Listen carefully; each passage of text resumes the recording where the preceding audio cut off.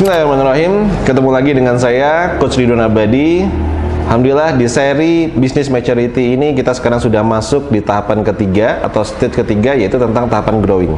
Sebelumnya kita udah bahas startup harus ngapain, kita udah bahas running harus ngapain, dan kita di tahapan growing sudah bahas dua pilar, yaitu tentang organisasi dan sistemasi. Nah sekarang pertanyaannya, Coach, perusahaan saya itu sudah ada organisasinya, ada strukturnya, karyawan saya sudah 20-30an orang. Coach, saya sudah punya ini yang namanya job desk, udah ada yang namanya SOP, tapi tetap aja tuh ya kayaknya kerjaan itu nggak beres, kayaknya tetap aja sih kayaknya senangnya deadline di akhir-akhir bulan, injury time gitu ya. Kenapa ya Coach gitu?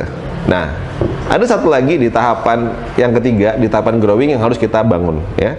Kalau kita tadi sudah bisa terus bertumbuh, sistem kita sudah kita bangun, omset sudah naik, ada satu hal lagi yang harus kita bangun, yaitu apa? Namanya manajemen.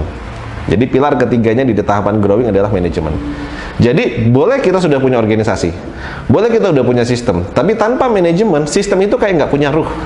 Sistem itu kayak dia nggak punya yang mengawal gitu. Nah sehingga apa? Kadang orang udah punya sistem, udah tahu job desk-nya, udah tahu SOP-nya, tetap aja nggak dikerjain. Dan ketika nggak ada yang ngontrol, nggak ada yang negur, nggak ada yang mengingatkan, dia ngerasa, ternyata ada SOP juga, kalau saya nggak sesuai SOP nggak ada yang marah kok. Kayak ibaratnya kita di jalan raya, nggak ada pak polisinya, kita nggak pakai helm, kita nggak ini, ternyata fine-fine aja, nggak ada ditilang. Ya udah, akhirnya apa? Menjadi satu habit dan budaya yang buruk. Nah maka apa yang harus kita lakukan? Maka kunci organisasi dan sistem tadi dengan manajemen. Ya teman-teman pasti sudah paham banget ya, di manajemen itu ada POAK istilahnya, planning, organize, actuating, dan controlling. Nah maka apa yang dilakukan? Nah maka di tahapan membangun manajemen, organisasi yang tadi sudah kita buat, kita bagi perannya. Siapa yang tugasnya adalah planner, membuat rencana. Tentu kita sebagai owner. Tambahkan dengan ring 1, Anda punya ring 1, membuat planning, rencana. Tahun ini mau achieve apa secara kualitatif kuantitatifnya. Ya, terus semester ini apa yang harus dicapai kualitatif kuantitatifnya. Breakdown lagi per bulan. Bulan ini apa yang harus kita achieve kualitatif kuantitatifnya. Dan jadikan budaya meeting mingguan, weekly, atau meeting bulanan, monthly, itu menjadi hal yang ditunggu-tunggu sama tim kita. Kenapa? Karena di meeting itulah tempatnya kita berdiskusi, tempatnya brainstorming, dan tempatnya membuat keputusan. Dan dengan keputusan-keputusan itulah kita akan bertumbuh. Jadi kalau tim Anda nggak seneng meeting, tim Anda nggak seneng untuk baik itu report waktu weekly maupun waktu monthly, any something wrong with your organization. Ada sesuatu yang salah dengan organisasi Anda. Karena mereka menghindari meeting, berarti mereka menghindari untuk membuat keputusan bersama dan bertumbuh. Nah, maka harus jadikan budaya. Nah, maka apa yang dilakukan? Nah, dibuat. Bagian yang pertama tadi apa? Planning. Siapa biasanya? Direktur dan ring 1. Nah, setelah itu ada yang kedua, organize. Organize itu level manajemen biasanya. Nah, mulai kita rekrut orang-orang yang punya kompetensi manajerial. Bukan jabatannya manajer ya, tapi adalah punya kompetensi. Seringkali kita kadang, wah ini manajerku, tapi sebenarnya dia nggak kompeten sebagai manajer. Sudah jadi manajer, apa-apa dikerjain sendiri, repot kerjaan sendiri, berarti dia belum kompeten sebagai manajer. Tapi dia sebenarnya masih teknikal, dia masih staff gitu. Nah maka apa? Anda harus cari orang-orang yang dia punya kemampuan bisa mengorganize, bisa membagi pekerjaan. Oh ini ada goal, oh ini ada target, kira-kira butuh metode apa ya? Oh kita ini butuh mesin apa nih untuk mengerjakannya, atau alat apa, atau tools apa. Oh ini butuh material apa yang harus dilakukan. Oh ini kira-kira butuh manpower seperti apa. Oh ini butuh money berapa. Oh ini timelinenya seperti apa. Nah itu manajerial. Nah itu harus dibangun di sana. Nah jadi setiap strategik yang sudah direncanakan, planning yang direncanakan, dipecah-pecah, dipotong-potong. Ibaratnya sapi setelah disembelih, dipotong-potong bagiannya. Oh ini bagian daging, oh ini kepalanya, oh ini tulang-tulangnya, oh ini jeroannya. Nah ini tugasnya mengorganize.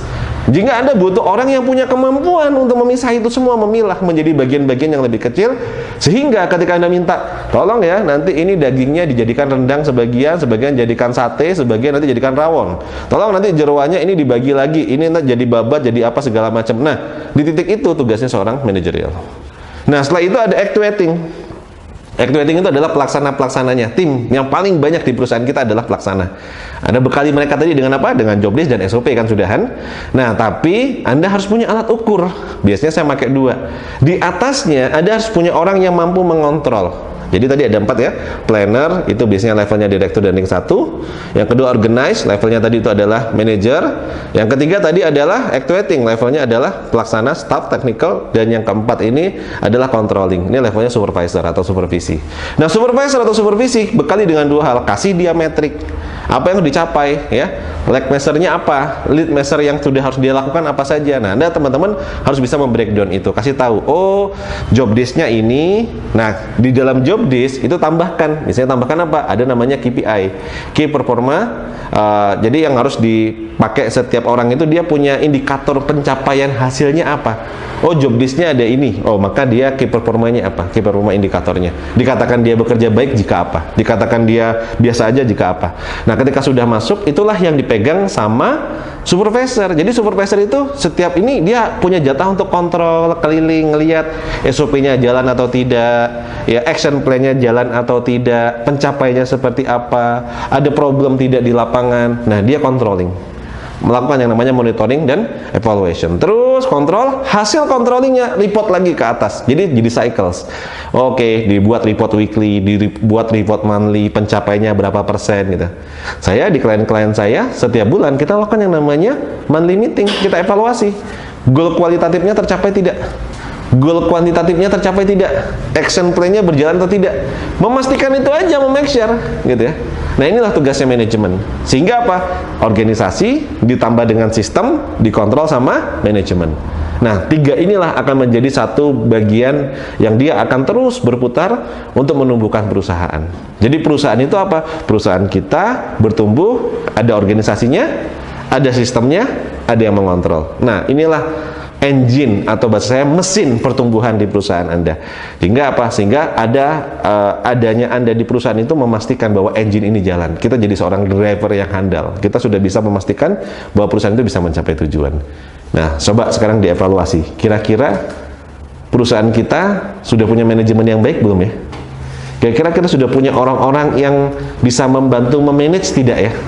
Kira-kira kita pelaksananya secara teknis dia sudah kompeten belum ya?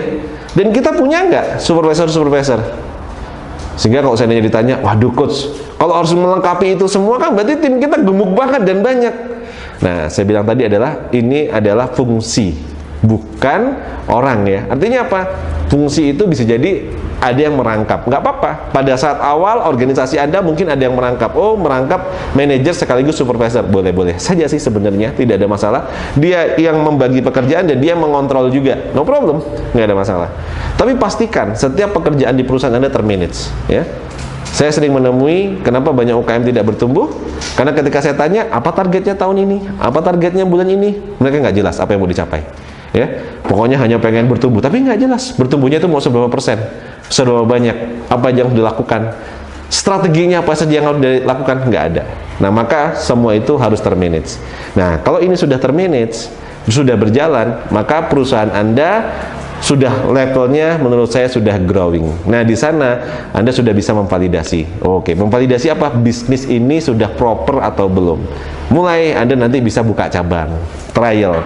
Di cabang berikutnya, ya Anda buka cabang, prototype. Nah, di prototype itu Anda sudah bisa melihat yang Anda buka di sana itu bukanlah Anda harus nungguin dari awal kayak ngerintis dari awal, tapi apa? Bagaimana organisasi tim kita tadi, ya, sistem yang sudah kita bangun dan manajemen mampu nggak untuk menduplikasikan, mampu nggak untuk dia menjalankan hal yang sama di cabangnya. Nah, nanti kita akan bahas hal itu di session berikutnya, yaitu di tahapan apa? Di tahapan establish, di tahapan scale up. Bagaimana kita memperbesar perusahaan.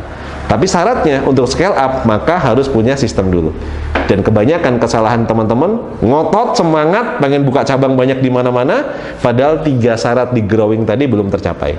Belum punya organisasi yang bagus, belum punya sistem yang bagus, belum punya manajemen yang bagus. Sehingga apa? Ketika buka cabang, stres. Kenapa? Kita nggak bisa kontrol, kita nggak bisa manage, kita nggak bisa pantau dengan baik, kita nggak bisa ukur pengukurannya, kita nggak punya standar pengukurannya.